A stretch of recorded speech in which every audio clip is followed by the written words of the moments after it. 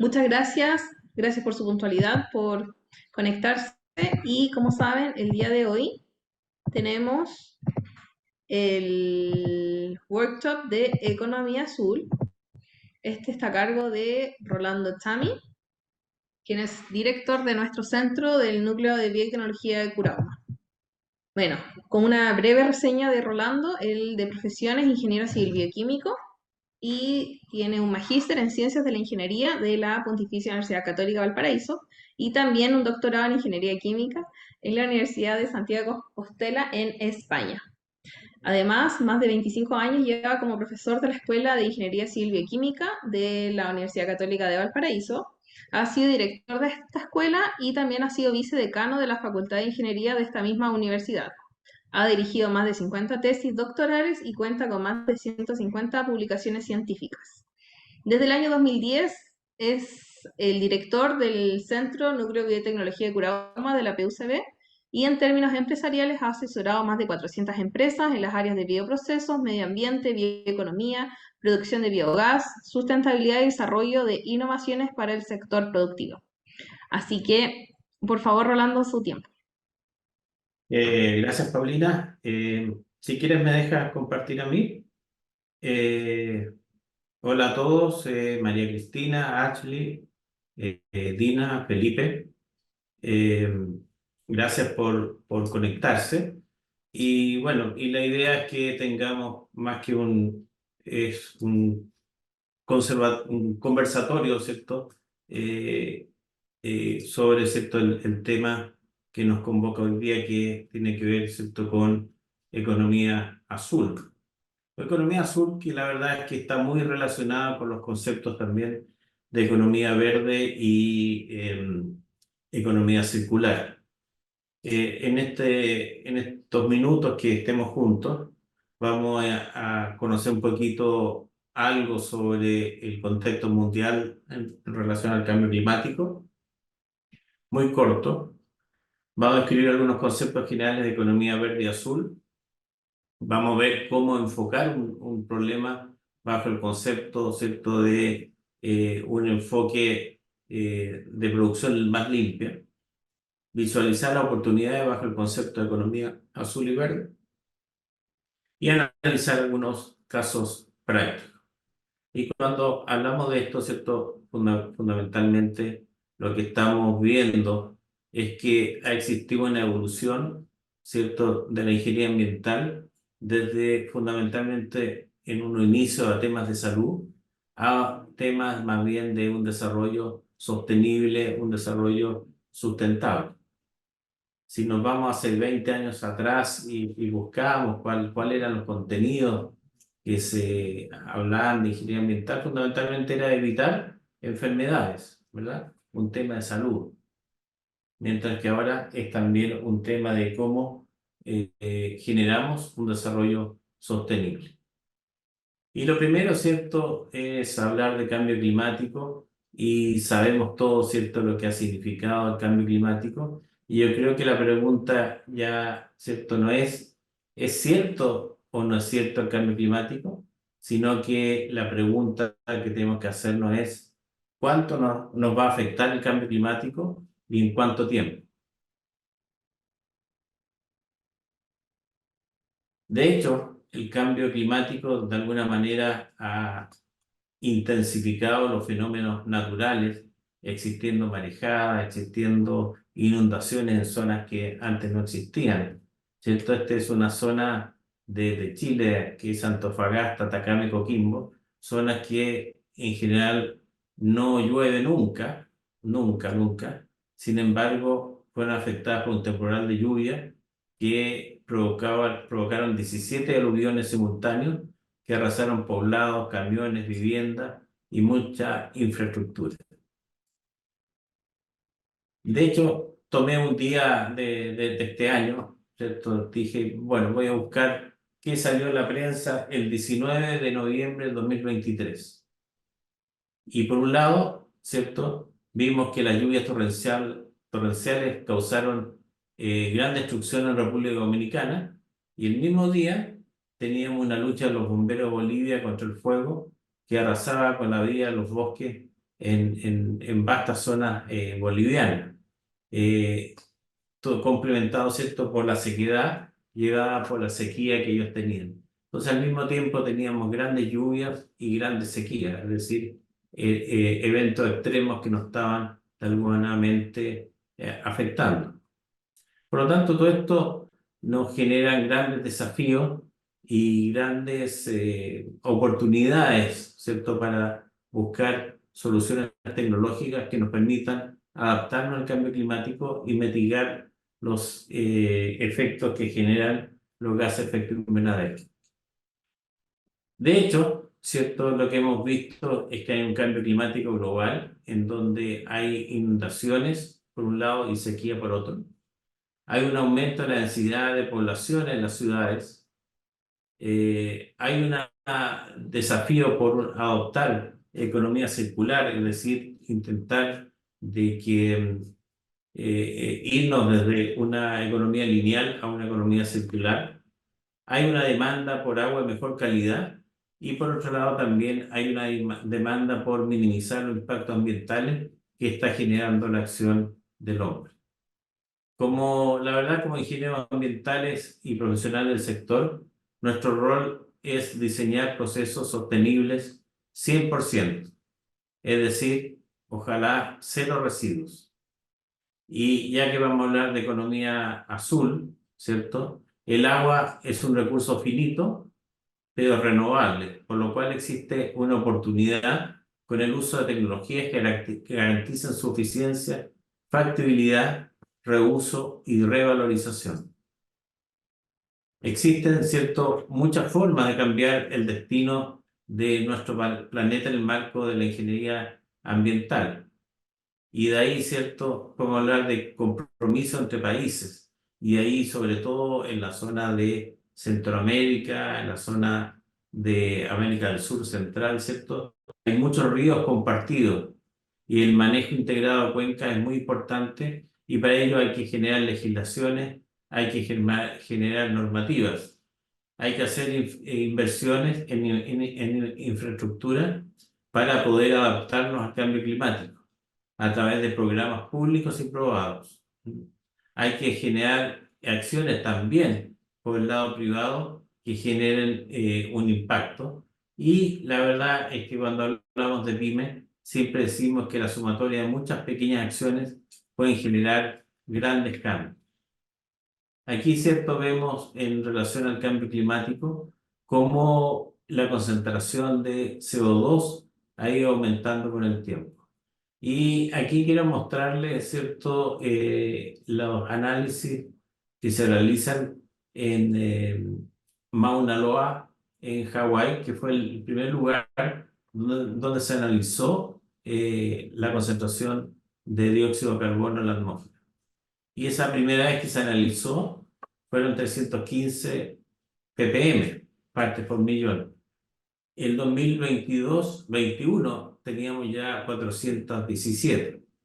Y lo que nos dicen las Naciones Unidas o los científicos que asesoran a las Naciones Unidas es que para que la temperatura de la Tierra no supere el 1,5 grados centígrados, requerimos que la concentración de CO2 no supere los 420 partes por millón. De hecho, niveles de 450 partes por millón nos llevarían a aumento en torno a un 2 grados, a 2 grados. Y sobre 560 la Tierra subiría a 4,6 en un proceso que ya sería irreversible. En agosto del 2023, la medición fue 419,18 partes por millón. Junto con esto, vemos, ¿cierto?, que el mundo aumenta en su población. Para el 2030 vamos a ser más de 8.000 millones de personas en el mundo, pero además una disminución en la ruralidad, es decir, la gente, la población se va de los sectores rurales y entran a las ciudades y por lo tanto vamos a tener ciudades más grandes y menos sostenibles. Se espera, ¿cierto?, que para el 2030 la demanda de electricidad aumente por lo menos un 50%, la demanda de agua por lo menos en un 30-40% y la demanda de alimentos en un 50%. Eso solamente por aumento de población. Entonces la pregunta es, ¿será posible un desarrollo sostenible? Y para ello, ¿cierto? Creo que la respuesta es sí, porque si mi respuesta fuera no, mejor, ¿cierto? Vamos a ver si podemos vivir en Marte o en Venus en vez de quedarnos en la Tierra porque no va a ser posible la vida en la Tierra. Para ello, las Naciones Unidas, ¿cierto?, generaron este objetivo de desarrollo sostenible, en donde la verdad lo que nos atañe en el día de hoy en relación a tecnología azul, estamos hablando de tener agua limpia, ¿cierto? Y sanitariamente correcta, y tener vida bajo el agua, ¿verdad? Esos son parte de los dos objetivos dos más importantes, los objetivos de desarrollo sostenible dentro que nos competen dentro de lo que vamos a hablar en el día de hoy. Entonces, me gustaría que ustedes, ¿cierto?, hicieran, les voy a dar unos 3 minutitos para que hagan el siguiente ejercicio. Aquí tienen una serie de números, esto para relajarnos un poquito, una serie de números. Y estos números ciertos corresponden a la serie que va del 1 al 15, faltando el 4 y el 9. Entonces, la pregunta que yo les quiero hacer es, ¿cuál es el criterio de ordenación de estos números? Y insertar los números que faltan.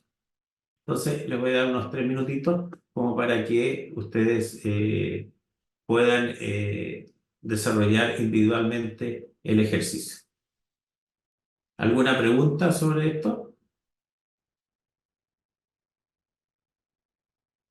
Ya, entonces a trabajar 3 minutitos.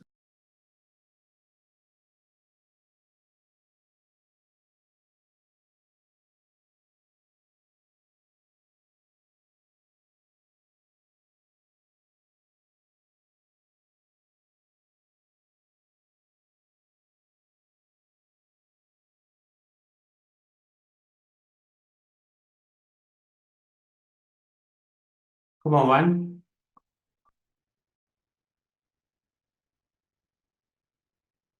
María Cristina, ¿qué me dice? Wow, justo pensaba yo que usted me iba a preguntar a mí primero. Eh,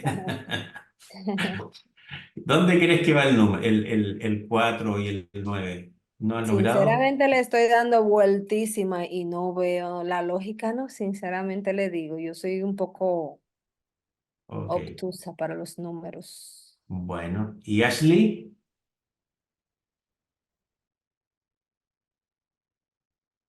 También, igual que María Cristina, sigo viendo, está complicado, no está tan fácil de Está realizar. complicado. Felipe, ¿qué dices tú?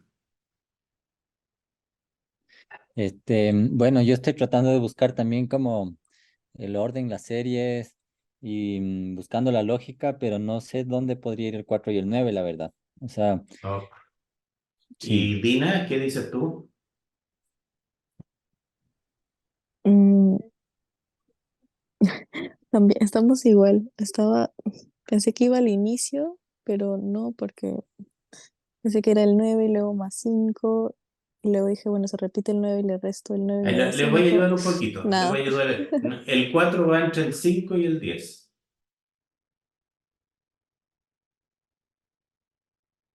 O los enredé más todavía.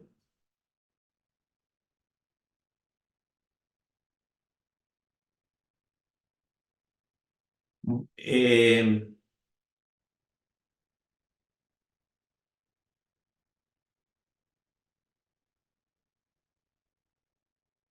A ver, María Cristina, ¿cómo has intentado resolver este problema?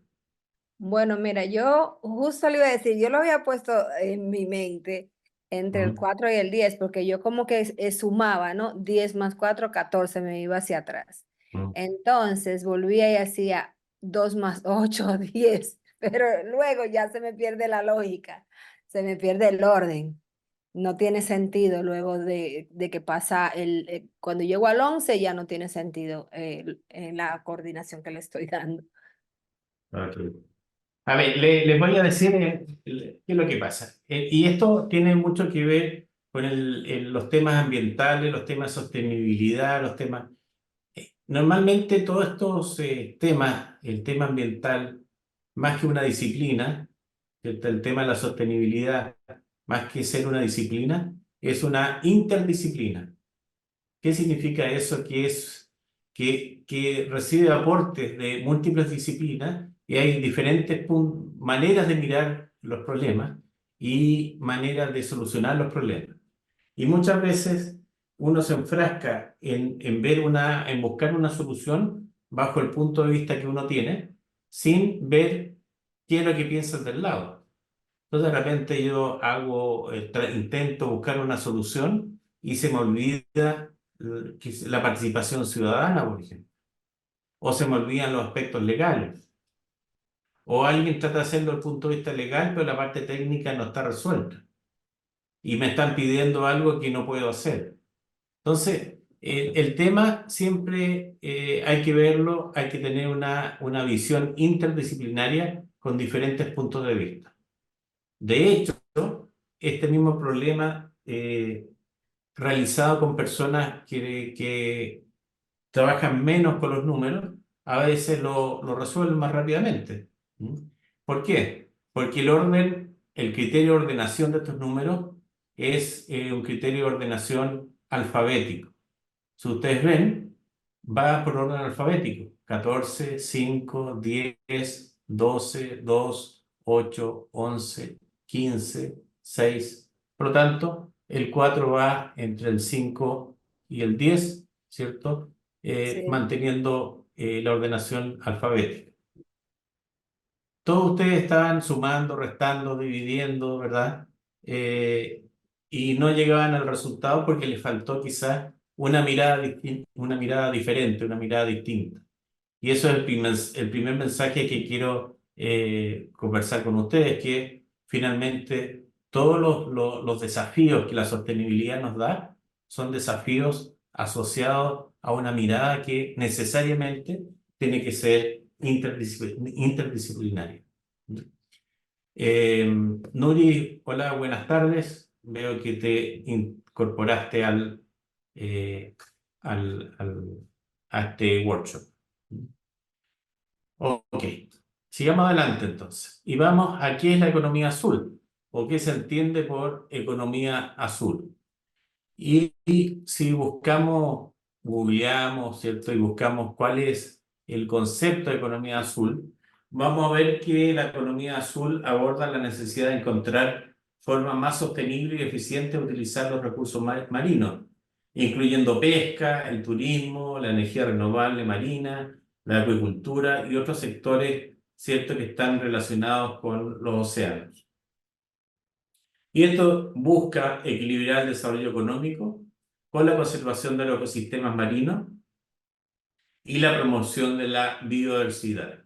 Esto es como la primera definición de economía azul, pero la verdad es que más allá de esta definición, la economía azul abarca el cuidado del agua en general, no solamente en los océanos, y busca preservar la biodiversidad también acuática, más en el continente, ¿cierto? También en el continente, y resguardar el uso del agua en los procesos industriales y que esa agua, ¿cierto?, no me provoque un daño en los ecosistemas.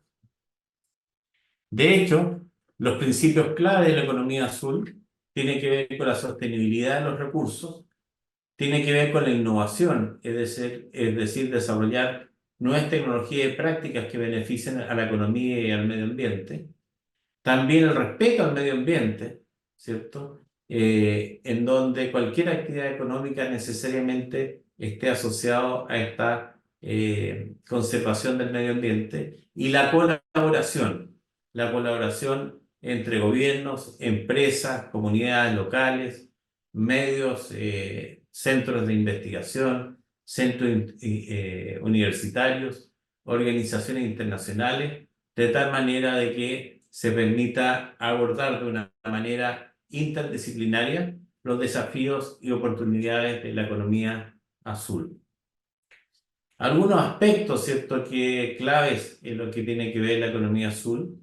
Está lo que es la pesca sostenible, está lo que es la acuicultura sostenible, está lo que es la biotecnología marina y todos sus derivados, la gestión sostenible de recursos, y aquí cuando hablo de recursos voy a hablar del agua.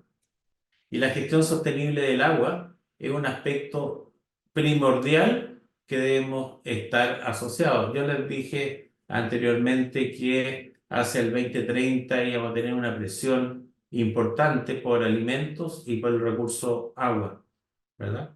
Y esa gestión eh, eh, es, era importante, porque si no tenemos seguridad hídrica, no vamos a tener seguridad alimenticia.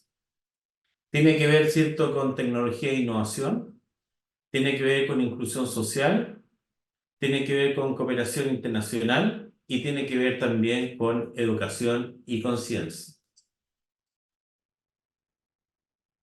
¿Qué diferencia hay entre una economía verde y una economía azul? Yo diría que fundamentalmente la economía azul es como parte de la economía verde.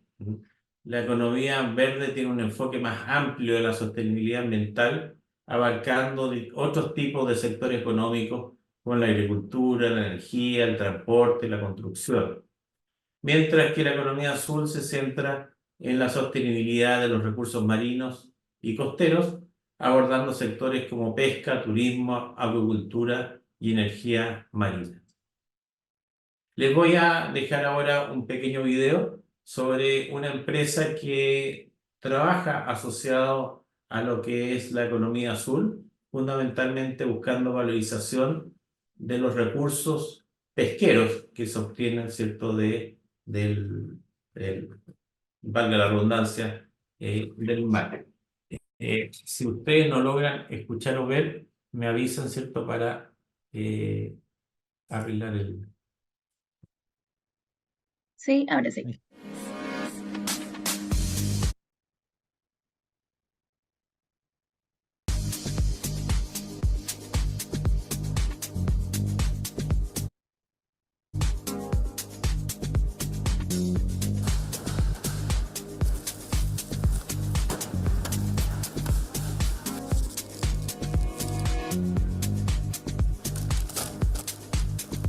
Aquafood es una planta de proceso mediana, considerando la envergadura de las grandes plantas de la zona.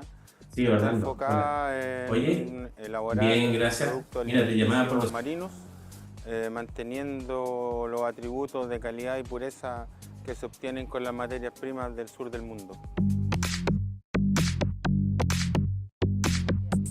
Hoy día el 90% de nuestra producción tiene destino mercado nacional.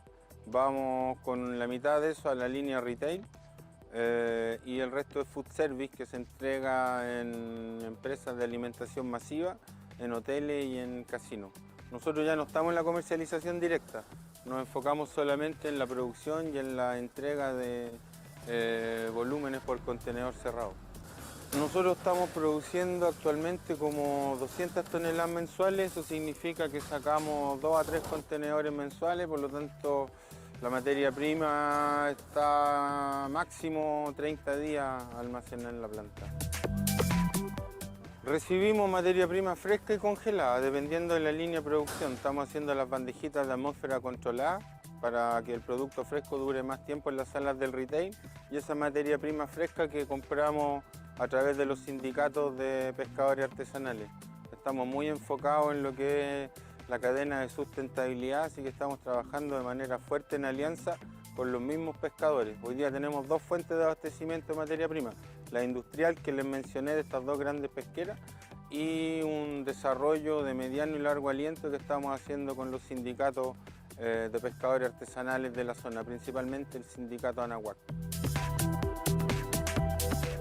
La industria pesquera en general genera entre un 30 y un 40% de biomasa residual de todo lo que produce.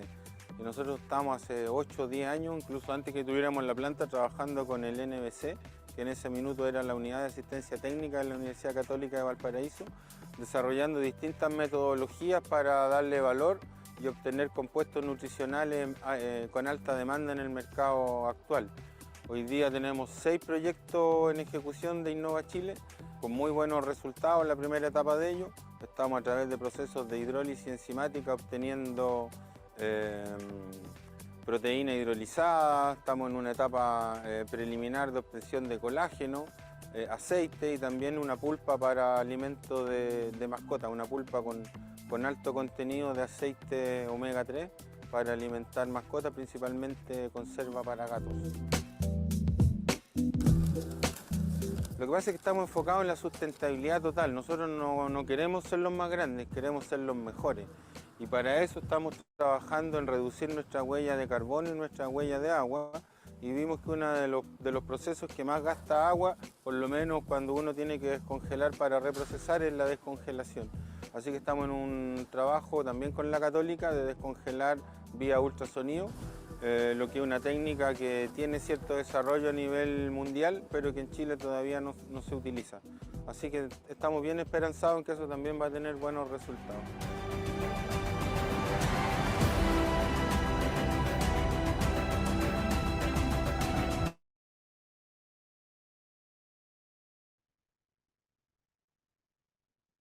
Preguntas. ¿Qué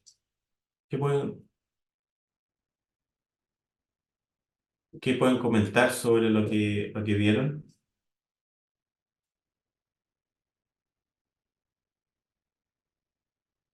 ¿Qué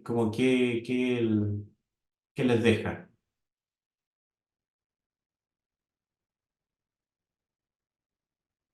Voy a partir siempre contigo, María Cristina, porque esta es la primera en la lista.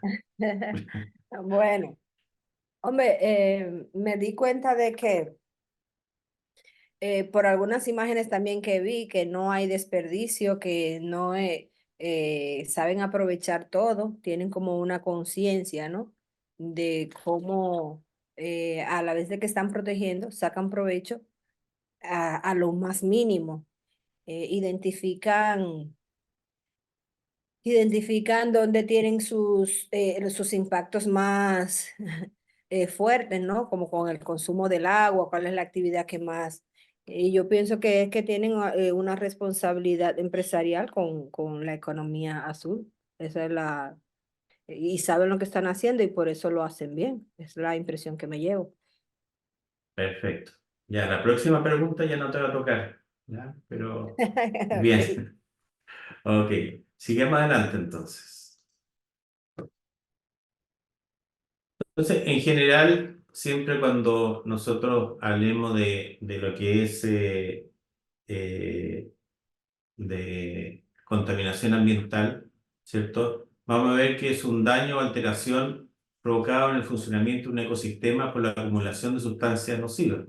Pero aquí lo importante es que los sistemas ecológicos tienen una velocidad de depuración natural.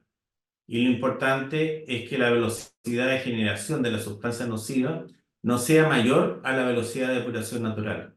Quizás, ¿cierto? Eso es una definición que podemos decir de contaminación, que la velocidad con la cual yo genero un contaminante sea mayor a la velocidad con la cual, ¿cierto?, el contaminante es depurado naturalmente. Y eso tiene que ver con el volumen de producción y tiene que ver con el tamaño del ecosistema. De hecho, distintos ecosistemas pueden tener distintos comportamientos frente a una misma cantidad de un contaminante cualquiera. De hecho, cuando nosotros tratemos de ver cómo es la escala de la sostenibilidad, lo primero que deberíamos hacer es estar en la escala de la prevención. ¿Y qué significa la escala de la prevención? Que primero tenemos que racionalizar, tenemos que ahorrar, es decir, no generar. Así como cuando se hablaba de eficiencia energética, se decía que la energía más barata es la que no se genera, porque esa vale cero, ¿cierto? En este caso, el sistema más barato de tratar un agua residual es no generarla. Y por lo tanto, ¿cierto? La prevención es lo primero. Y si no tenemos, y si no tenemos, ¿cierto? Esa prevención, bueno, tenemos que ir a una disposición, primero a un reciclaje y valorización. Si no podemos reciclar y valorizar, recién a un proceso de depuración y luego a una disposición racional. Pero no vamos a disponer sin antes depurar y no vamos a depurar sin antes reciclar o valorizar.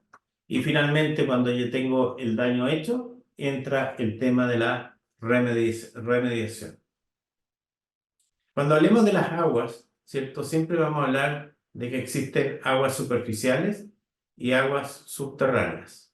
Y las aguas superficiales, que son ríos, lagos y mares, son aguas que están expuestas y que a veces pensamos que son frágiles, pero la verdad es que son mucho más robustas que las aguas subterráneas, que son las napas, las que están protegidas, las que están subterráneamente, pero que son muy frágiles, son muy fáciles de contaminar y son nuestra principal reserva fundamentalmente de agua dulce, ¿cierto?, para el consumo humano. ¿Y quiénes son los tipos de agua o qué es lo que contamina tanto las aguas superficiales como las subterráneas? Las aguas servidas municipales, que son las de nuestras casas, que si no tienen planta de tratamiento de aguas residuales, esas aguas servidas municipales causan mucho daño fundamentalmente en ríos y lagos. Los residuos industriales líquidos, las escorrentías de riego, sobre todo cuando ocupo mucho fertilizante y mucho plaguicida sintético y químico, esas escorrentías generan después una gran contaminación fundamentalmente en los ríos. La deposición de contaminantes atmosféricos, sobre todo en las ciudades donde tenemos mucho smog. La lixiviación de residuos sólidos, cuando estos son mal dispuestos en rellenos, más que en rellenos sanitarios, en verdaderos vertederos. La erosión de los suelos, súper importante porque además perdemos la materia orgánica de los suelos. El sondeo y perforación de pozos, donde contaminamos, ¿cierto?, la napa subterránea. Y obviamente la descarga y derrame de los buques, que es también algo súper significativo. Ahora yo les voy a preguntar, ¿cierto? Cuando dijimos tenemos que tratar las aguas, ¿qué es una planta de tratamiento de aguas servidas? ¿Qué líneas de proceso tiene una planta de tratamiento de aguas servidas? ¿Y qué debe cumplir una planta de tratamiento de aguas servidas? Un minutito para que piensen en esta respuesta. Y para que lo piense directo, me va a responder Felipe, luego de un minutito que piense, ¿cierto?, esta pregunta.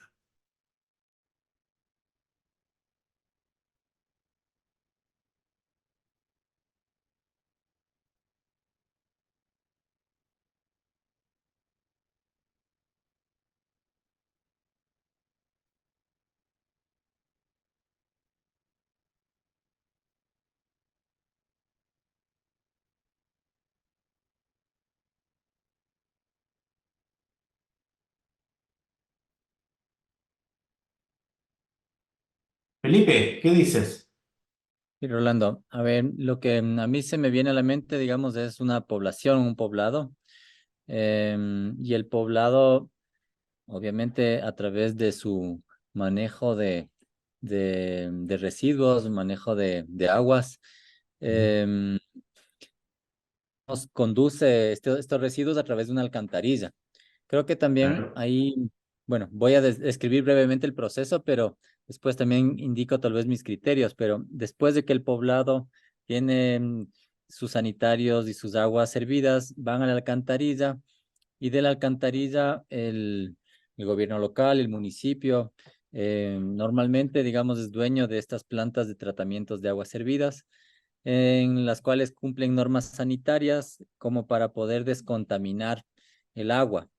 Eso pienso que es así a nivel general, pero también pienso brevemente que hay familias que tomamos opciones también distintas de de manejar las aguas servidas, ¿no? En nuestro caso, por ejemplo, trabajamos aguas grises, aguas negras, hacemos biofiltros y claro, estamos en una zona rural, entonces es diferente, digamos, a un poblado, pero acá en Ecuador, por ejemplo, la ciudad de Cuenca es un ejemplo en cuanto a la descontaminación de ríos y al manejo de este tipo de sistemas, ¿no? Eso es lo que puedo decir así a nivel general. Perfecto, muy bien. Pero eso es como lo tradicional que uno puede decir que una planta de tratamiento de agua servida es una planta que trata un agua servida para generar, ¿cierto?, un agua libre de contaminación, ¿verdad? Sin Sí, embargo, uno podría decir que toda esa contaminación, toda esa materia que trae el agua, es también una materia que uno la puede usar para algo, que tiene que tiene un valor. De hecho, ¿cierto? Si uno tiene un agua residual y que pasa a una planta de aguas residuales, generando agua tratada, la verdad que aquí podemos generar ciertos residuos que son desechos de baste, arenas, grasas, y los lodos pueden generar biogás y pueden generar también biosólidos, que son fertilizantes. Es decir, podemos decir que esto es más bien una biofábrica que utiliza agua residual para obtener productos que pueden devolverse, ¿cierto?, al medio. De hecho, por ejemplo, dando unos datos, en Santiago de Chile se generan 1.000 toneladas al día eh, de lodos, ¿cierto? Grasas, más o menos 5 toneladas al día, y todo eso se transforma en productos que se devuelven a la naturaleza. Entonces, la pregunta es, o el comentario es que hacer las cosas bien ya no es suficiente. Hacer las cosas bien ya no es suficiente, sino hay que hacerlas mucho mejor.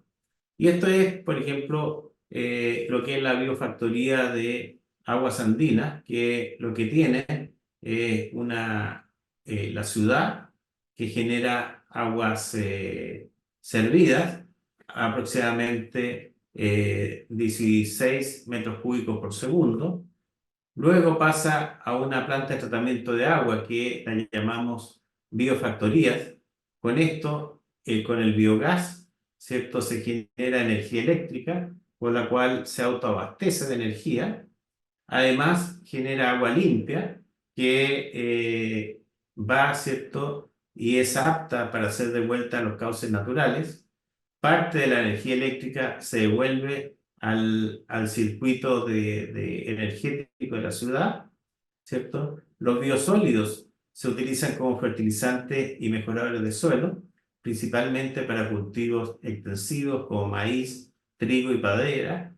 En general, en los últimos años, más de 130.000 hectáreas han sido beneficiadas con esto. Y el biogás, ¿cierto?, también se utiliza para, en este caso, es más o menos el 10% del consumo de gas natural de la ciudad de Santiago, que tiene 8 millones de habitantes. Entonces, estamos hablando, ¿cierto?, que el 100% de las aguas son descontaminadas, pero además nos genera energía, nos genera biosólidos y nos genera, ¿cierto?, podríamos llamarlo una visión distinta, mirando algo que era un servicio en algo que lo podemos transformar en un ejemplo de economía circular en donde podemos tener cero emisión. De hecho, la tecnología ambiental antiguamente se hablaba de que estaba asociada a los tratamientos y a la bioremediación. Y estas son ciertas aplicaciones fundamentalmente orientadas a la remoción de materias contaminantes. Cuando hablábamos 10 años atrás de qué es la tecnología ambiental, qué hace un experto en temas ambientales, decíamos, bueno, es alguien que usa la tecnología para remover la materia contaminante. Sin embargo, ahora es más profundo, porque también dentro de la tecnología ambiental estamos asociando las tecnologías limpias y la revalorización de residuos. Es decir, son tecnologías aplicadas al desarrollo de nuevos procesos que nos generan menos contaminantes. Es decir, no vamos al tratamiento, sino nos vamos a la reducción de los contaminantes. ¿Y cómo hacemos eso? Bueno, vemos una mirada a la naturaleza.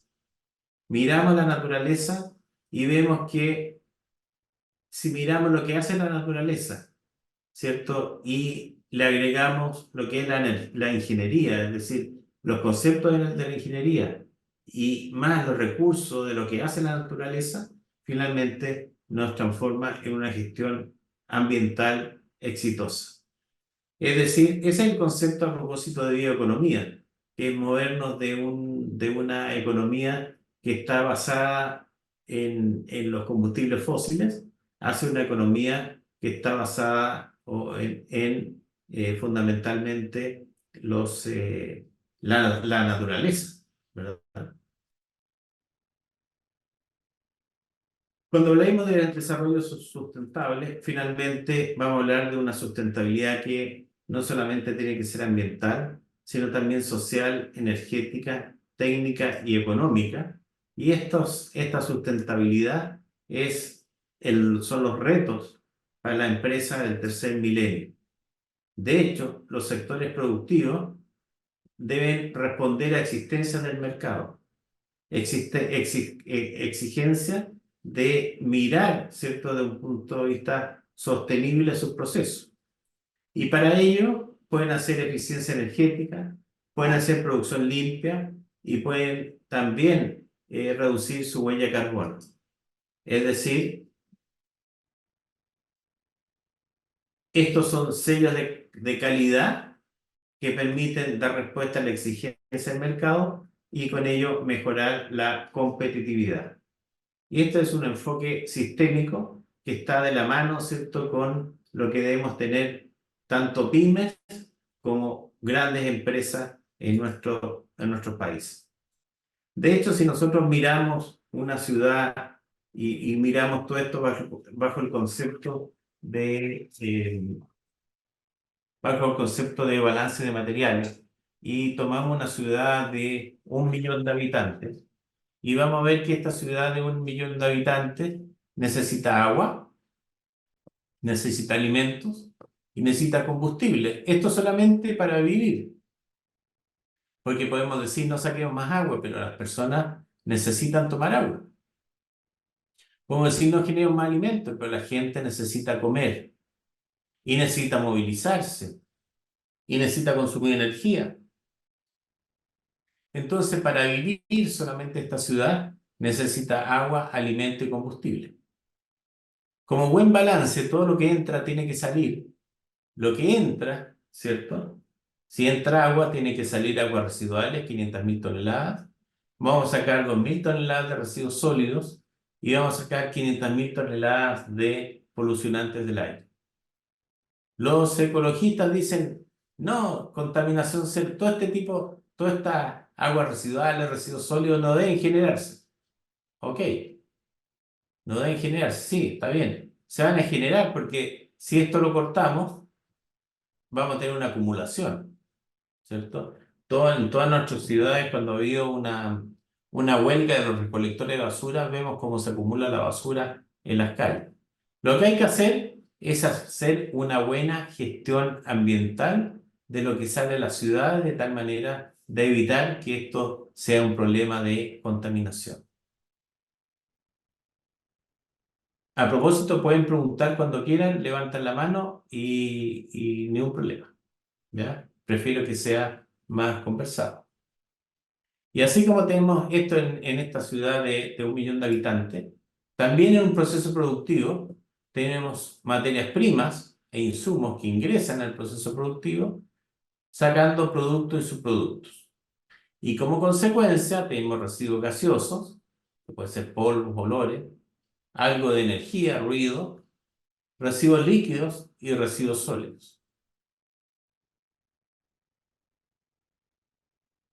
Esto obviamente va a generar una contaminación atmosférica y esto la contaminación del suelo y cuerpos hídricos.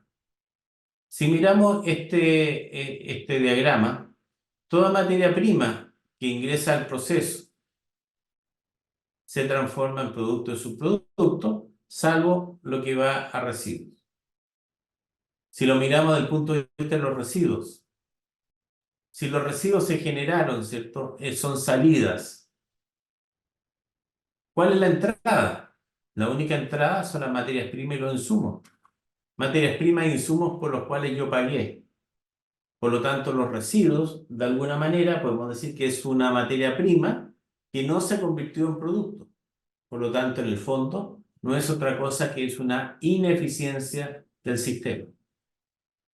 Una definición bonita de contaminación es que toda contaminación es producto de una ineficiencia del sistema porque es una materia prima que no se convirtió en producto. ¿Qué es lo que nosotros deberíamos hacer? Es que todos estos residuos efectivamente se transformen en subproductos o buscar una forma, ¿cierto?, de que sean mínimos o no existan. Por ello, ¿cierto?, existen una serie de políticas para un sistema de gestión ambiental eficiente. Ahí me equivoqué, en vez de una A puse una E, ¿ya? Políticas para un sistema de gestión ambiental.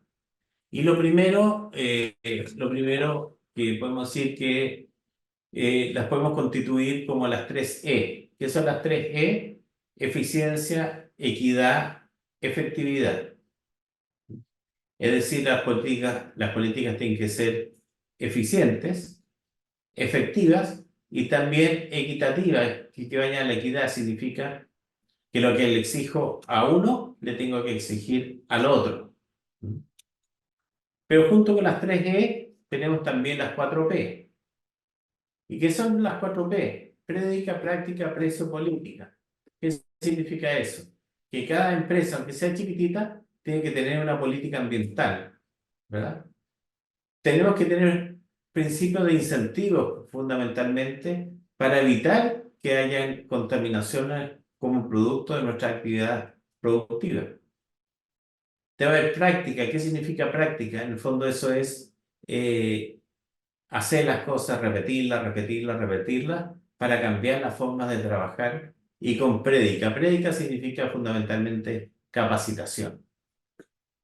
Entonces, junto con las 3E y los 4P, tenemos también las 3R. A veces hay gente que habla de las 5R, las 6R, pero estas son las principales R, que es reuso, reducción, reciclo. Reuso del agua, reutilizarla. Reducir su consumo y reciclar. La diferencia entre reuso y reciclo es que en un caso yo la reutilizo en el mismo proceso, por ejemplo, uso varias veces el agua de lavado, o bien yo la puedo utilizar en otro proceso, por ejemplo, un agua relativamente limpia, a lo mejor la puedo usar en los excusados del baño, o la puedo usar para regar, o la puedo usar, ¿cierto?, para lavar los pisos, etc. Y finalmente las 3Q. ¿Quién decide, quién falla y quién paga? Es decir, ¿quién decide sobre cómo se usa el agua? ¿Es el operario que está con la manguera lavando?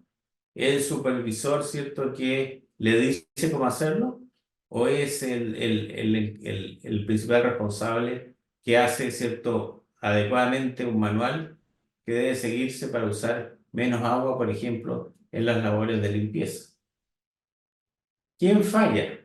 Si efectivamente este funcionario que está lavando utiliza mal el sistema ILO y genera un tema de contaminación importante, ¿él falló? ¿O fue el supervisor que le dio mal la orden? ¿O el gerente, cierto, que no estuvo supervisando que las cosas se hagan bien? Y finalmente, ¿quién paga? Es quien paga, cierto, el error. Pero aquí yo diría al revés. Me gustaría que más que quien pague el error, es que se incentive la acción positiva. Cuando hablamos de jerarquía de prevención de la contaminación, vamos a decir que siempre lo más barato es prevenir. Si no podemos prevenir, lo otro más barato es reciclar y reutilizar. Recién, si esto yo lo logro o no lo logro, voy a tratamiento y finalmente lo peor, ¿cierto?, es la disposición. Entonces, siempre tenemos que ir, ¿cierto?, a lo que es la prevención como primer aspecto. Cuando hablamos de gestión y caracterización, ¿cierto?, de residuos líquidos, ¿m? Fundamentalmente estamos hablando de generar una estrategia previa a la selección y diseño de una planta de tratamiento. ¿Por qué? Porque existe, la verdad, un riesgo al abordar un problema sin un conocimiento cabal de los caudales y las cargas contaminantes. En general, lo primero es lo que denominamos ingeniería conceptual. ¿Y qué significa definir, generar, ¿cierto?, la ingeniería conceptual? Es definir el problema en términos técnicos y económicos, es decir, hacer los balances. Y una vez que uno hace los balances, uno puede analizar las posibilidades de revalorización de fuentes. El segundo punto es la gestión de fuentes. Y ahí tenemos el plan de eliminación de pérdidas, el plan de reducción en el uso del agua, el programa de control preventivo, generar un programa de separación de corrientes. Esto es súper importante porque pueden haber corrientes limpias y corrientes sucias, y es muy importante separar las corrientes sucias de las limpias para no tratar un agua que está limpia. Luego, lo que es el tratamiento del agua y finalmente la exposición final de los desechos. Cuando hablamos de eliminación de pérdidas, está lo que denominamos los vertidos fugitivos y los vertidos localizados. Los vertidos fugitivos son aquellos la definición que voy a dar es media obvia, estos son los que no están localizados. Es decir, por ejemplo, mangueras que tienen un agujero, fugas, etc. Mientras los localizados son equipos fundamentalmente que están subdimensionados. Para darles una idea, una manguera abierta en una empresa generan o hacen perder aproximadamente 15 litros por minuto. 15 litros por minuto, si esa manguera está abierta 24 horas, genera 21,6 metros cúbicos por día. Aquí en el plan de eliminación de pérdidas se incluyen todas las acciones destinadas, ¿cierto?, para evitar fugas y vertidos accidentales, no solamente de agua, sino todos los elementos también que pueden contaminar el agua. Luego viene el plan de reducción en el uso del agua. Y aquí, ¿cierto?, vamos a aplicar las 3 R, que sería reuso, reducción y reciclos. Y aquí, ¿cierto?, vamos a usar reciclos internos o menores usos en el proceso. Luego viene el programa de control preventivo. Y aquí lo que tenemos que hacer es definir medidas adecuadas para evitar introducir contaminación ajena al proceso mismo, al proceso. Y aquí tenemos que elegir buenos aditivos, buenos dispersantes, buenos antiespumantes, etc., para que estos aditivos, estos elementos, no generen contaminación al proceso. Es decir, tenemos que evitar el uso, ¿cierto?, de materias que pueden interferir negativamente. Luego, el programa de control preventivo, entramos recién al tema de tratamientos de agua. Y cuando hablamos de cómo debe ser una planta de tratamiento de agua, lo primero tenemos que caracterizar primero los frentes. Recuerden, cuando caracterizamos los frentes, tenemos que caracterizarlos no a final de cañería, sino al interior del proceso. Tenemos que definir una estrategia general de tratamiento. Por ejemplo, si hay un agua limpia, separémosla, ¿verdad? La separamos y solamente hay un agua que solamente está contaminada con tierra, solamente esa agua la vamos a hacer una sedimentación. Y si hay poquita agua con materia orgánica, solamente a esa se le vamos a hacer un tratamiento biológico. Es decir, tenemos que definir una estrategia. Tenemos que estimar los gastos de la inversión de capital y analizar los gastos de operación y mantención. Muchas veces las empresas eligen lo más barato como inversión, pero lo más caro como operación. Y obviamente seleccionar la secuencia de tratamiento y tamaño de diseño. Y finalmente, recién ahí entramos a lo que es la disposición final y tenemos que hacer un estudio sobre la descarga final al cuerpo de agua, en donde puede ser que la presencia de los lodos y su eliminación puede ser el punto álgido, el punto más complejo. Recuerden, si hay consultas. Entonces, siempre tenemos que hacer un informe previo que permita un análisis del proceso de fabricación.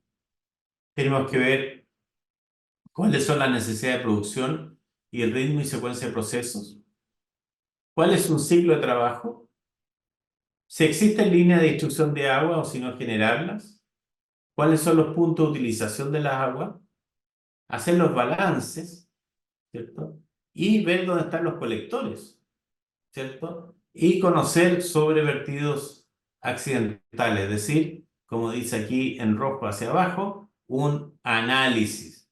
Antes de tomar cualquier decisión, tenemos que analizar perfectamente, ¿cierto?, cuáles son esas condiciones. Con algunas premisas importantes. Primero, mientras menor sea la cantidad de agua a tratar, la solución es mejor. Si la concentración aumenta sin aumentar la carga, la solución es mejor, porque siempre es más fácil, es más barato algo concentrado que algo diluido. Y siempre es mejor controlar la contaminación en su origen. Si podemos segregar, es lo mejor porque vamos a tratar en el origen. Mientras más mezclado esté, más difícil es. Como dice el punto 2, si la concentración aumenta sin aumentar la carga, la solución es mejor. Es, por ejemplo, esto que voy a mostrarle a continuación. Siempre la carga es la concentración por el caudal. Muchas veces se habla de concentración como si esa fuera una cantidad. Por ejemplo, si yo voy a hablar una empresa que tiene 10.000 miligramos por litro de DQO, que es la demanda química de oxígeno, 10.000, y trata 2 metros cúbicos por día, ¿cierto? Uno dice 10.000, es gigantesco eso, pero son 2 metros cúbicos por día por 10.000, no implica que tenemos que eliminar en nuestro tratamiento biológico 20 kilos de cubo por día. ¿Cuál era la situación anterior?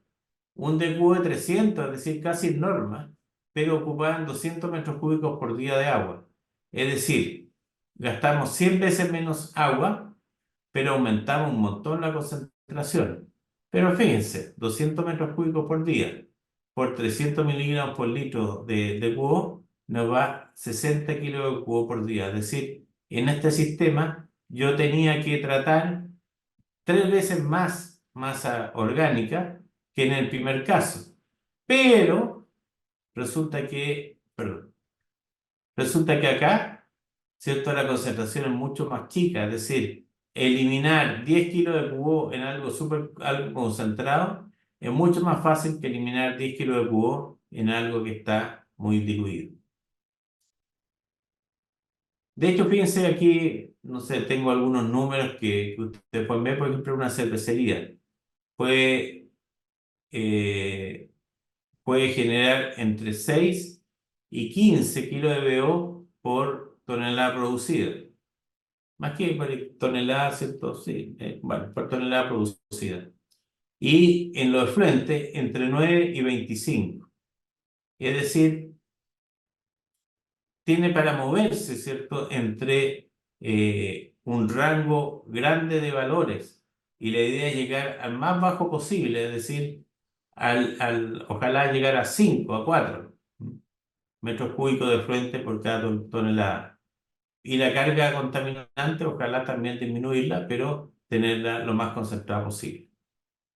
Aquí tienen un caso, ¿cierto?, en que tenemos una planta faenadora de pollos, en donde tenemos 100, por ejemplo, que los pollos vivos salen,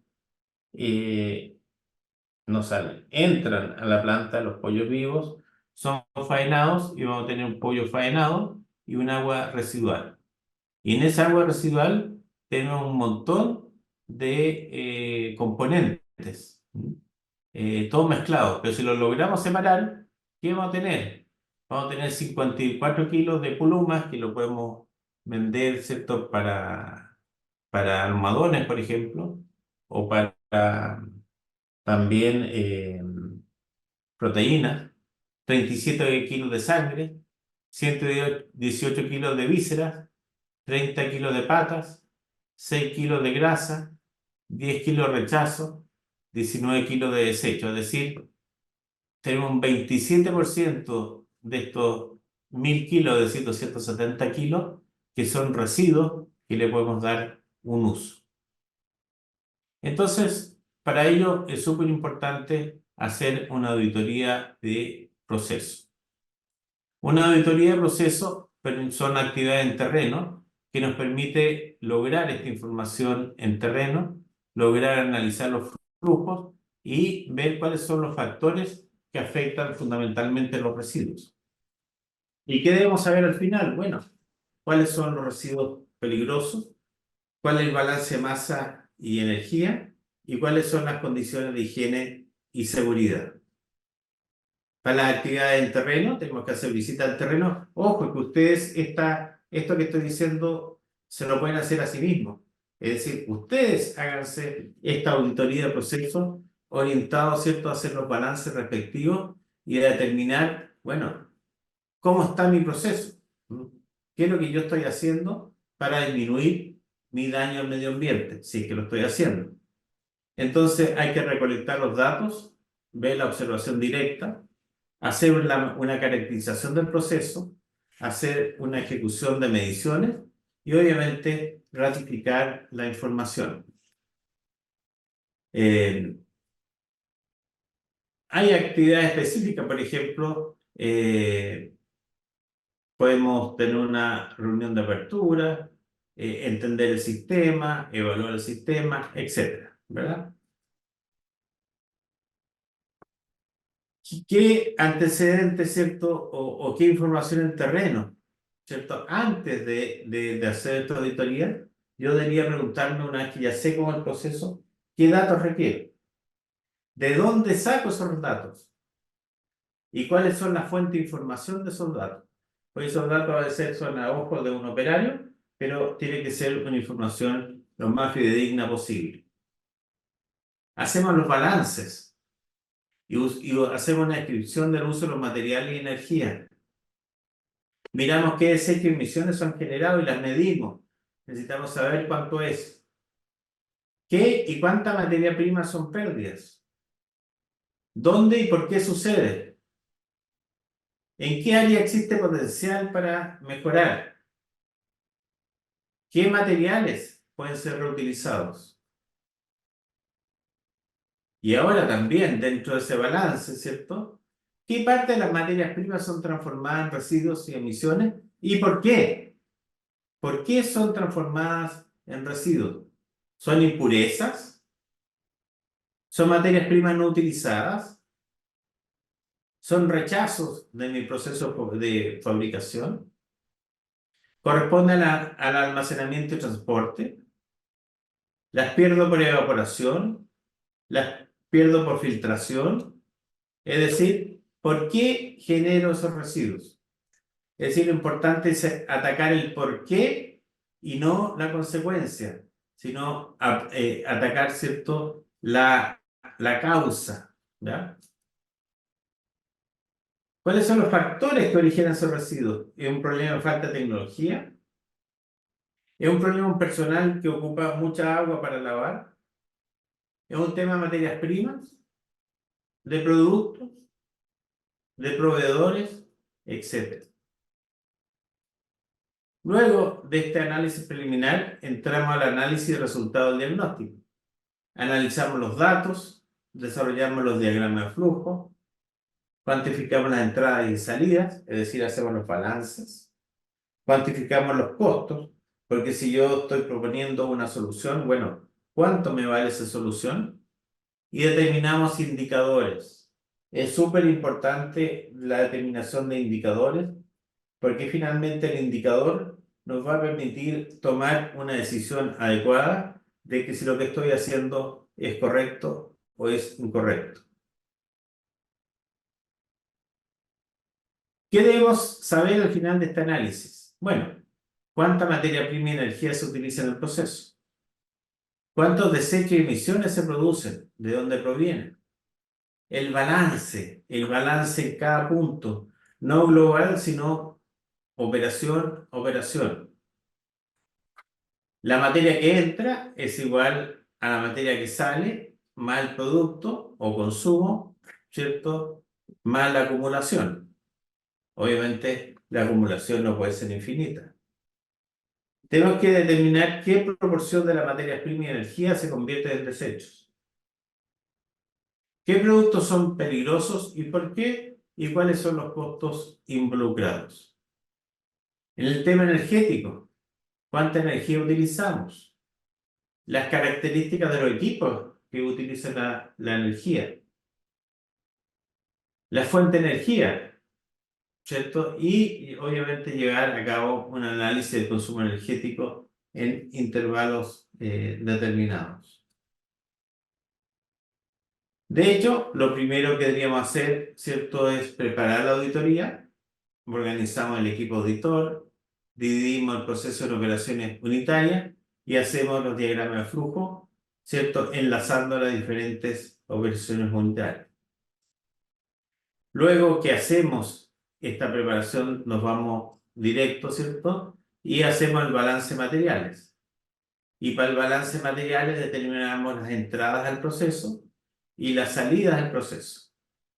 Obviamente, las entradas las igualamos a la salida y ahí obtenemos el balance de materiales. La verdad es que nos debería cuadrar la entrada con la salida. Normalmente no cuadra, pero, ¿cierto?, por problemas de mediciones, por problemas de que ciertos tipos de agua no son contabilizados por ningún lado. Por lo tanto, ¿cierto?, siempre vamos a buscar las entradas, las salidas, hacemos el balance y si no cuadra, tenemos que devolvernos a recalcular. Normalmente uno acepta el balance si la diferencia entre entradas y salidas son menores a un 10%. Y finalmente, ¿cierto?, hacemos la síntesis en donde identificamos cuáles son las medidas obvias de reducción de residuos, cuáles son los residuos problemas, cuál es la posibilidad de segregarlos y las medidas de reducción a largo plazo. Olvidamos, ¿cierto?, las opciones, viendo cuál es la evaluación ambiental y económica de cada una de esas cosas. Puede ser algo que en reducción en aspectos ambientales sea muy menor, pero económicamente es alto. O viceversa, algo que tiene un gran efecto y es relativamente económico hacerlo. Y finalmente, hacemos el plan de acción para reducir, ¿cierto?, fundamentalmente lo que estamos hablando de los residuos líquidos. ¿Podemos quedarnos solo con esto? ¿Cuáles son los nuevos desafíos? Esa es una pregunta, ¿cierto?, que nos hacemos y que de alguna manera estoy tratando de desarrollar en esta sesión. Y cuando hablemos, ¿cierto?, que los nuevos desafíos tienen que ver con el cambio climático, tenemos que hablar de la mitigación y la adaptación, porque de una u otra manera, todas nuestras pequeñas, todas nuestras pymes, todas nuestras grandes empresas tienen que avanzar hacia la carbono neutralidad. ¿Mm? Y para la carbono neutralidad hay muchas acciones de mitigación de gases de efecto invernadero. Para tomar un poquito de agua. Dina, ¿cuál crees tú que podría ser una acción, ¿cierto?, que tú podrías hacer para avanzar hacia la carbono neutralidad?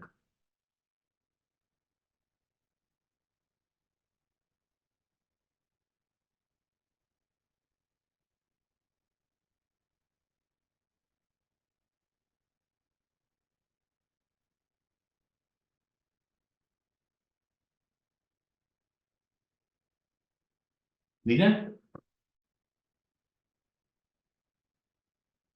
¿Ashley?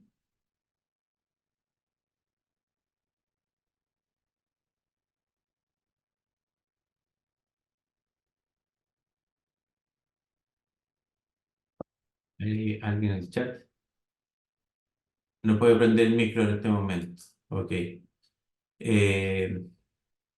Bueno, sigamos. Pero aquí hay algunos ejemplos de mitigación que no vale la pena verlo hoy día porque eso lo van a ver más adelante, ¿cierto? Sí, Dina, puede ser a nivel personal. Energía en la casa, por supuesto, ¿cierto? Disminuir los consumos de energía. Claramente, ¿cierto? Es una acción de mitigación de gases de efecto invernadero, en donde, ¿cierto? Yo puedo disminuir fundamentalmente el consumo de energía, disminuir el uso de combustibles fósiles, la gestión de residuos, el mejoramiento de la gestión del ganado, la reducción de la deforestación, etcétera, son acciones de mitigación. Siempre una política ambiental tiene que tener el cambio climático como eje movilizador, en donde tenemos la competitividad.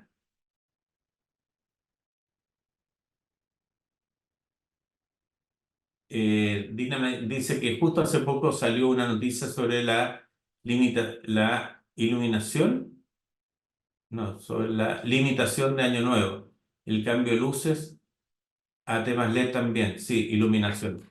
Efectivamente, de hecho, se cree que en un par de años más ya no van a haber fuegos artificiales el Año Nuevo, sino que van a ser más bien drones con luces LED. Bueno, todo esto eje tiene, o sea, esta política ambiental tiene tres ejes: el de competitividad, el de adaptación al cambio climático, y el de mitigación para, ¿cierto?, reducir los gases de efecto invernadero. Y esto tiene que ver con lo que nosotros denominamos compromiso 000, que tiene que ver con 0 emisiones de gases de efecto invernadero, 0 residuos de relleno sanitario y 0 agua industrial no reciclada. O sea, todo debemos reutilizar. Entonces, este triple compromiso es algo que todos nosotros debiéramos tener. Aquí, ¿cierto? Yo les mostraba antes el esquema de la biofactoría de la Farfana. Aquí está, ¿cierto? Recibió el Premio de Naciones Unidas a la mejor innovación mundial para hacer frente al cambio climático, lo cual, ¿cierto?, es un orgullo para esta planta. Pero no nos podemos olvidar del ciclo natural del agua. Y en el ciclo natural del agua, cuando hablemos fundamentalmente de economía circular, ¿cierto?, tenemos que pensar en eso. Aquí este es un diagrama que ve cómo las tecnologías, la forma de encarar el problema del agua se ha ido moviendo a lo largo del tiempo. En donde en los años 60 hablábamos de tratar los residuos, luego en los 70 de un proceso integrado donde era muy importante las nuevas tecnologías de proceso. Luego una mirada hacia la materia prima, donde aparece, por ejemplo, el análisis ciclo vida, y ya en el último tiempo empiezan los conceptos de economía circular. ¿Y qué es la economía circular? Es finalmente, ¿cierto?, lo que vamos a ver en el siguiente video. Si es que puedo, voy a intentar.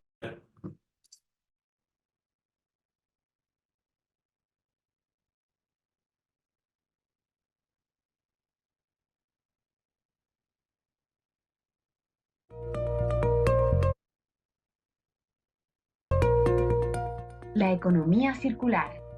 Tomando el ejemplo de la naturaleza donde nada se desperdicia y todo se reutiliza, surge el concepto de la economía circular. ¿Quieres saber de qué se trata? Tradicionalmente, el sistema de producción y consumo ha funcionado de manera lineal. Los productos se diseñan para ser utilizados, consumidos y desechados tras un único ciclo de vida. Pero este modelo podría estar llegando a su fin y su lugar será ocupado por la economía circular.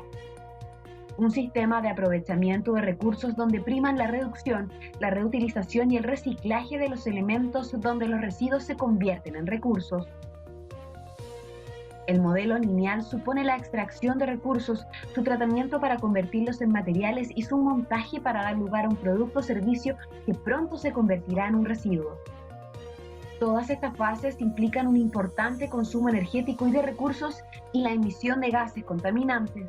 Por el contrario, la economía circular busca el aprovechamiento de los recursos en todas las fases del ciclo de vida del producto o servicio. Evalúa el impacto ambiental desde el diseño, la adquisición de materias primas, la fabricación y transporte hasta su consumo final.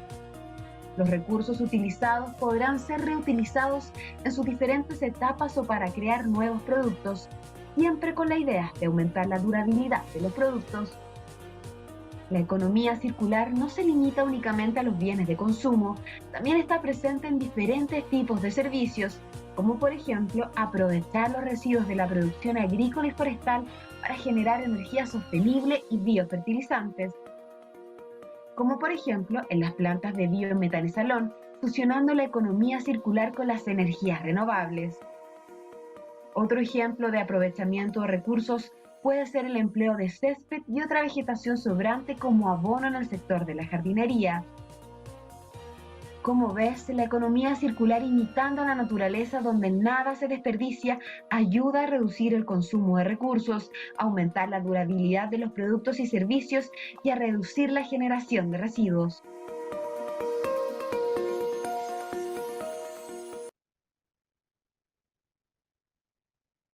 Ok.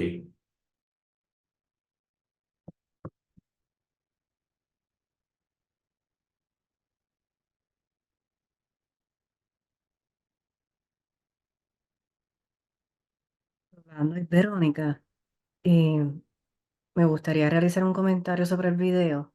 Me pareció Sí, sumamente interesante cómo se puede ver que cada iniciativa que está dentro del Empower Innovation Challenge aporta a la economía circular, a este nuevo modelo, que realmente es como que una pieza sumamente clave a la hora de combatir el cambio climático.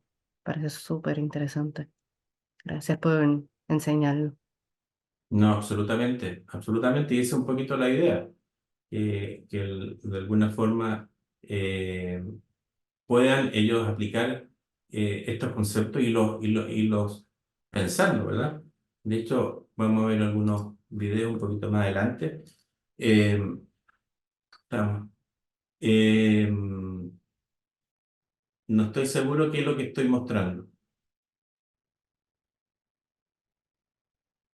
¿Alguien me ayuda? Economía lineal a una economía circular. Ya, gracias, Rick. Exactamente. O sea, en el fondo, cuando queremos pasar de una economía lineal a una economía circular, tenemos que hablar de palabras como reutilizar, palabras como reparar, palabras como reacondicionar, palabras como reciclar, ¿verdad?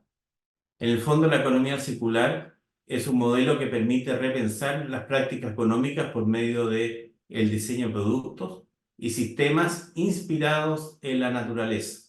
Como les decía antes, esto tiene que ver con la bioeconomía, una economía que va a pasar, ¿cierto? Dejar de ser una economía basada en los combustibles fósiles a una economía basada en la naturaleza.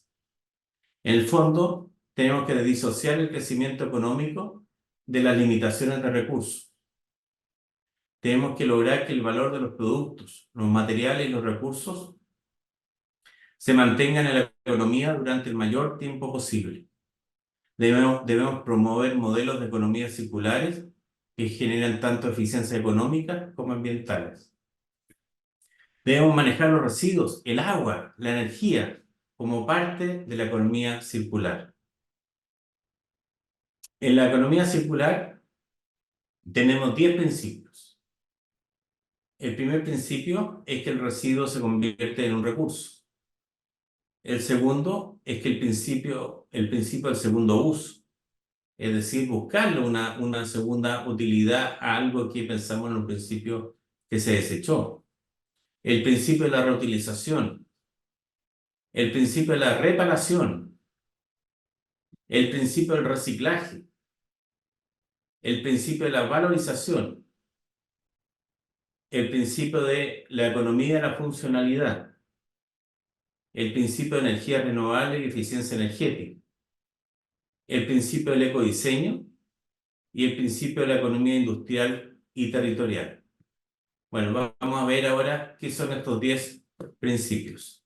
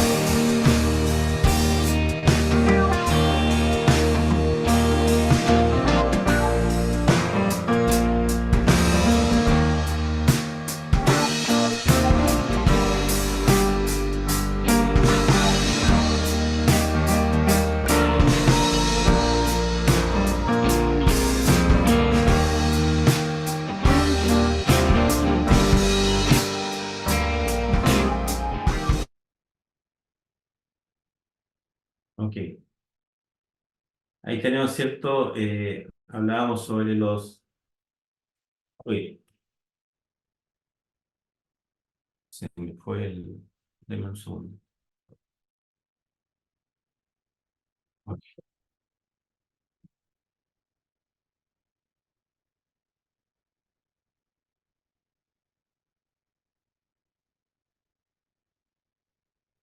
Vamos a compartir.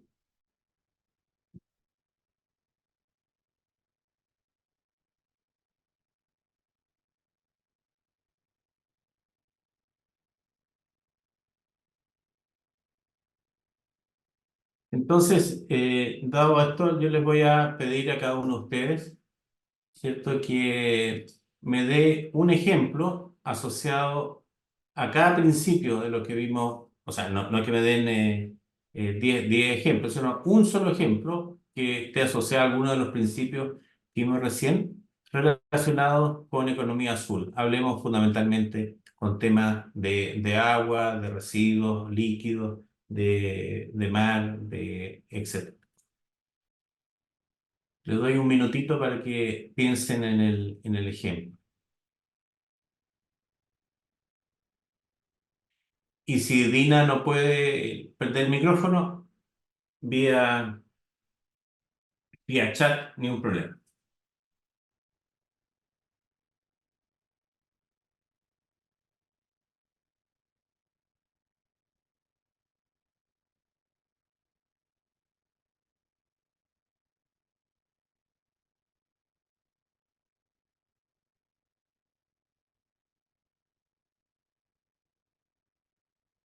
Partimos con Felipe.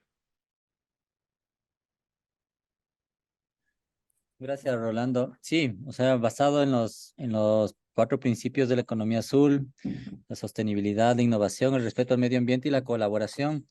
Ahora, el ejemplo que a mí se me ocurre más cercano, como dijo Verónica, pues es cada uno de nuestros casos. En este caso, la cadena de valor de la fibra de alpaca, que es lo que trabajamos acá en el Ecuador.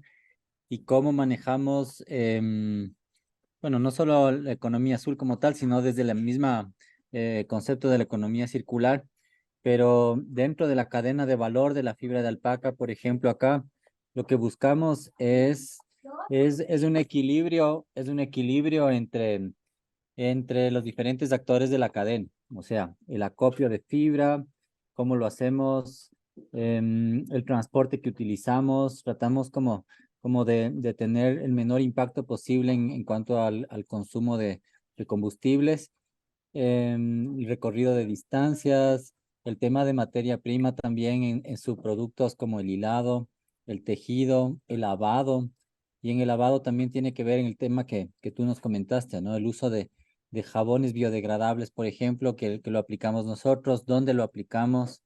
Y claro, toda esta visión de economía circular enmarcada en la economía azul, yo pienso que también tiene que ver con todo lo que estamos proponiendo. Al fin y al cabo, todo en Ecuador, digamos, es un país súper pequeño y lo que hacemos acá, si está conectado a una alcantarilla, está conectado al Océano Pacífico. Entonces, sí, buscar como esas herramientas también Exacto, de mm, o sea, todo lo que tú logres disminuir sí, de desechos, e- finalmente no llega al mar. exactamente, exactamente. Y el uso de energías también, ¿no? En nuestro caso, tratamos de utilizar energía fotovoltaica como para generar también nuestros propios recursos, ¿no? En la parte energética. Eso como un ejemplo de acá de Ecuador, Rolando. Súper, muy bien. María Cristina.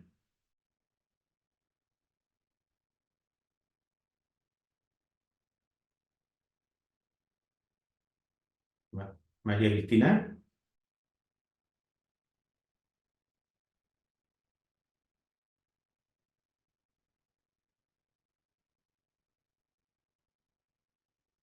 Parece que no se puede conectar, María Cristina. Ashley,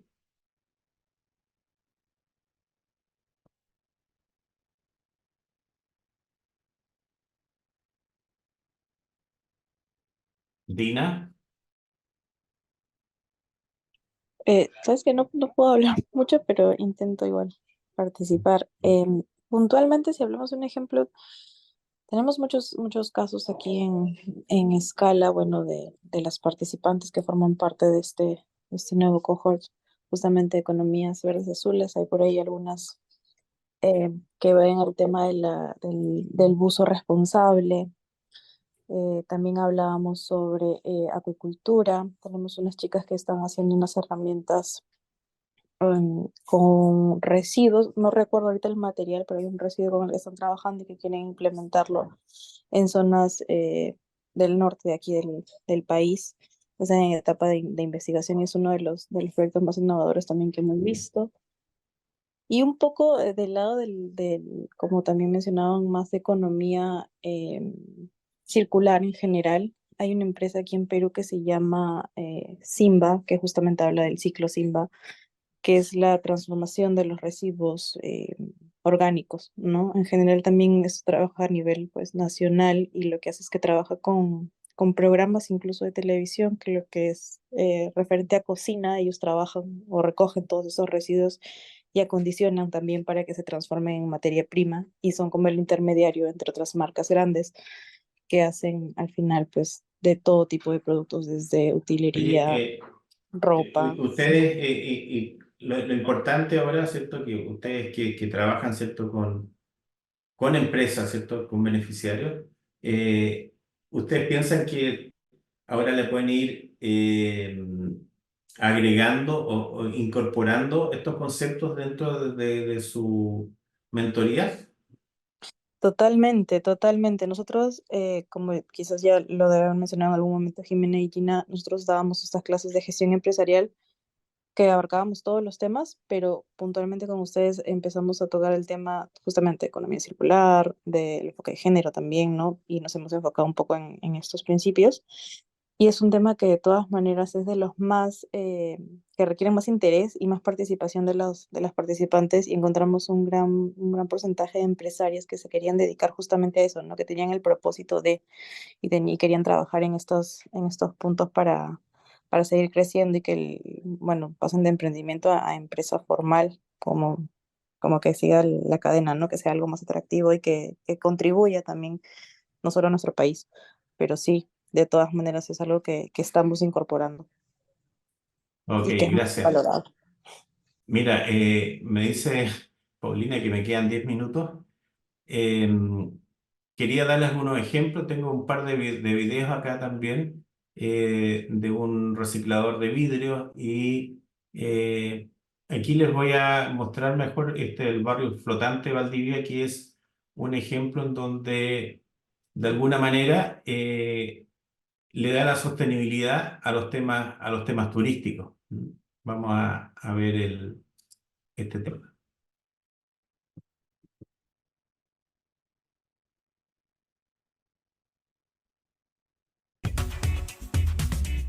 Se escucha, ¿verdad? Sí, sí se escucha.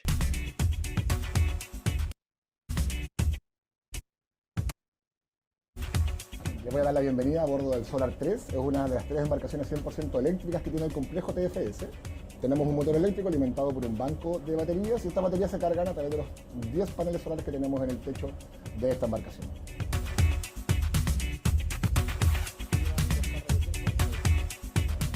Esta fue una idea replicada un poco de los modelos europeos. Es un proyecto único en Sudamérica, no solamente en Valdivia o en Chile. Nuestro centro, como les comentaba adelante, es el Barrio Flotante. Es un pequeño laboratorio demostrativo 100% autónomo de Valdivia. Son 512 metros cuadrados. Nosotros producimos nuestra propia agua potable y nuestra propia energía eléctrica.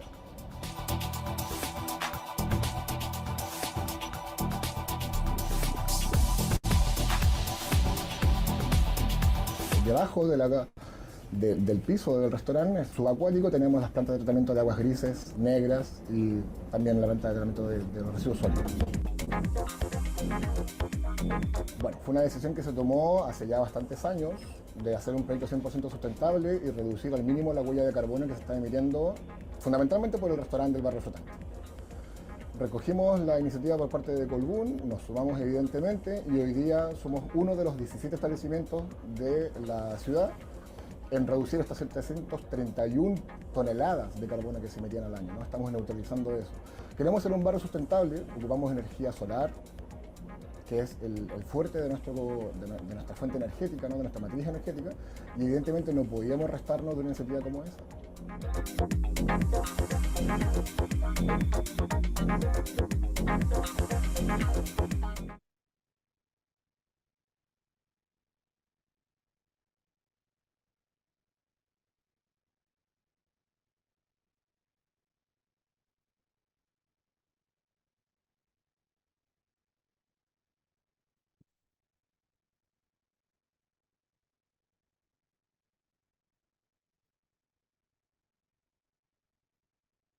Entonces, lo importante, ¿cierto?, es que la economía circular debe ser parte integrante de todo sistema de gestión ambiental. Y de alguna manera, esto es, ¿cierto?, alguno de los mensajes que quería darles. Y ahora quiero solamente referirme a algunos ejemplos de economía circular y azul de algunas organizaciones a los que estuvieron en el summit que hicimos en Guatemala. Les mostré estos ejemplos, pero quiero mostrar solamente un par en estos 7 minutos que me quedan para mostrarles cómo de alguna manera esto se puede hacer. Aquí, por ejemplo, hay un ejemplo, una empresa que hace producción circular y eficiente de bioabonos con acción fungicida y mejorador de suelo. Entonces lo que hace es tomar todos los residuos fundamentalmente de las ferias, hace un precompostaje, hace luego un compostaje con lombrices y produce un bioabono que genera productos agrícolas y los residuos vuelven a dar vuelta, ¿cierto? Esto en general, con este sistema de precompostaje, se logra reducir de 3 meses a 1 mes. Vamos a pasar esto. Esto, por ejemplo, son residuos de mejillones adheridos a las redes de salmones que son gran cantidad de mejillones. Con esos mejillones se lavan y trituran y se obtienen, ¿cierto? Una fuente que mezclado, ¿cierto? Con algunos otros elementos también residuales, como por ejemplo lodo de planta de tratamiento de agua, genera, ¿cierto? Un mejorador de suelo. Estos son 120 metros cúbicos de mejillones al mes que son descartados en las jaulas de salmones. Comentarles que en cultivo de achicoria y cultivo de lechuga, la productividad aumentó prácticamente al doble con productos de mucho mejor calidad. Aquí tenemos también, de nuevo, ¿cierto?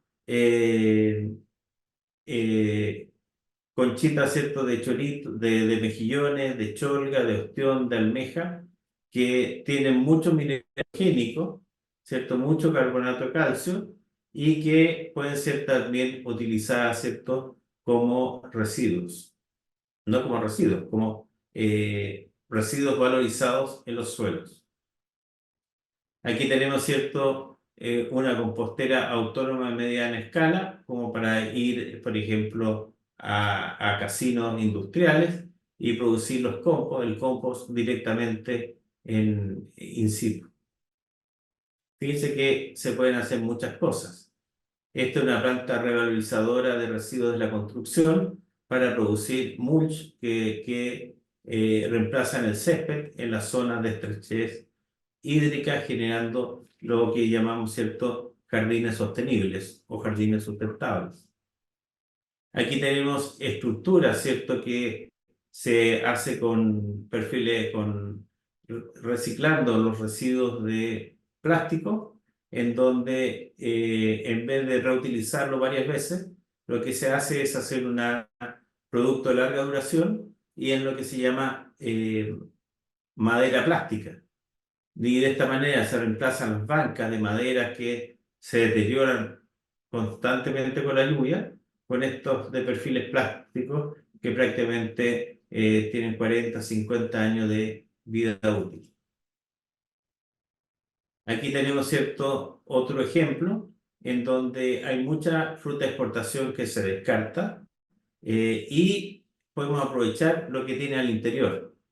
En este caso, todo lo que esta fruta de descarte se utilizaron, ¿cierto?, para obtener eritritol, que es un edulcorante que tiene un 70% del dulzor de la sacarosa, ¿cierto? Y que la gracia es que no se metaboliza, es decir, no es como el azúcar, sino que más del 90% de este edulcorante no se metaboliza y puede sustituir a la azúcar. Por lo tanto, prácticamente un producto de desecho se logra un producto de alto valor agregado. Aquí tenemos, ¿cierto?, snack de salmón a partir de los residuos generados de la producción de salmón. En general, más o menos el 20% del salmón finalmente termina en el filete que uno ve en el supermercado. Todo el resto es desecho y que tiene mucho omega 3, por ejemplo. Entonces, con un tratamiento enzimático, pueden hacerse algunos snacks de salmón parecidos a las patatas fritas, pero de salmón con un buen valor agregado. Las borras de aceite de oliva se utilizaron, ¿cierto?, para producir un producto reparador, un bálsamo reparador, ¿cierto?, a partir de estas borras de aceite de oliva. Esto es una idea que se le ocurrió a una peluquera y que la ocupa actualmente en su peluquería y que permite también su utilización por el sector. Hidroxiácido a partir de descartes de fruta, así como lo vimos antes que podíamos obtener eritritol, ahora podemos tener también algunos exfoliantes químicos en cosmética, como ácido cítrico a partir del limón, la naranja o la piña, ácido málico de la manzana o la pera, el ácido mandélico a partir de almendras amargas, el ácido tartárico a partir de la uva y el ácido glicolítico a partir de la caña de azúcar. De la elaboración de barras de cebada agotadas, ¿cierto? Podemos obtener algunos cereales de productos, ¿cierto? Fundamentalmente para deportistas. De 100 litros de cerveza se pueden generar 20 kilos de cebada agotada, las cuales las podemos transformar, ¿cierto? En nuestros productos. Aquí tenemos el residuo de pulpa desgrasada del aguacate, que se transforma también en un snack de aguacate, que también tiene un gran poder eh, saborizante. Y bueno, chicos, la verdad que estoy justo en el tiempo, son las 5:01, y eso es lo que de alguna manera quería compartir con ustedes. Espero que no se hayan aburrido, que les haya gustado la presentación y fundamentalmente que estos tipos de conceptos los pueden ocupar en sus propias instalaciones industriales y también lo transfieran a todos los beneficiarios que ustedes tienen en sus proyectos. Si tienen alguna pregunta o comentario, tenemos un par de minutitos todavía para ello.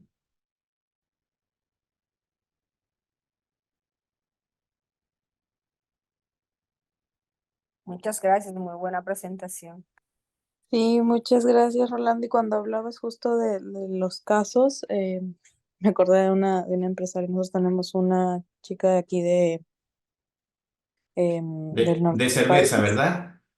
También, pero tenemos una chica que hace castañas, derivados en general, y que justo durante las escuelas, haciendo el taller de Design Thinking, de innovación, justamente decíamos qué opciones tenías con estos residuos que quedaban de la castaña, porque claro, no utilizaban la cáscara. Y ha lanzado hace muy poco unas velas orgánicas y hace las castañas, las usa como base. Y le ha ido muy bien y ha empezado, y ya está viendo, hasta miras de exportar incluso este producto. Entonces salió de ahí, me acordé justo cuando lo hablaste. Y también tenemos de esta promoción, sí, de que es justamente de las emprendedoras de EICE, unas chicas que se dedican a cosmética natural. Es más, es un grupo, un pequeño grupo que se dedica al tema de cosmética natural. La marca se llama Plástico Cero, justamente porque ven todo el tema del empaque, de los insumos y demás, y hacen también incluso talleres y asesorías sobre cómo trabajar este tema cero residuos con sus productos, ¿no? Y bueno, me acordé, la quería compartir con ustedes porque eso también salió un poco del Empower Innovation Challenge. Entonces, también gracias por esa apertura. No, excelente. Y ojalá puedan que las lleven al Summit de Lima y poder conversar con ellos. Muchas gracias, Rolando. Yo también te quería agradecer a todo el equipo de trabajo también con la red y con WEC. Desde acá la reflexión que yo me llevo es que claro, que el cambio está en uno, en la familia, y de ahí uno puede ir irradiando también a través de sus acciones, ya sea en la pequeña empresa, en los pequeños poblados, después en las grandes ciudades, ¿no? Y creo que estos conceptos que hemos recibido, pues, fortalecen todo este proceso de vida que llevamos ahora los seres humanos. Gracias, Rolando. No, gracias a ti, Felipe. Bueno, Paulina, entonces con esto damos por cerrado esta sesión y bueno, abierto a cualquier consulta, ustedes tienen mis datos.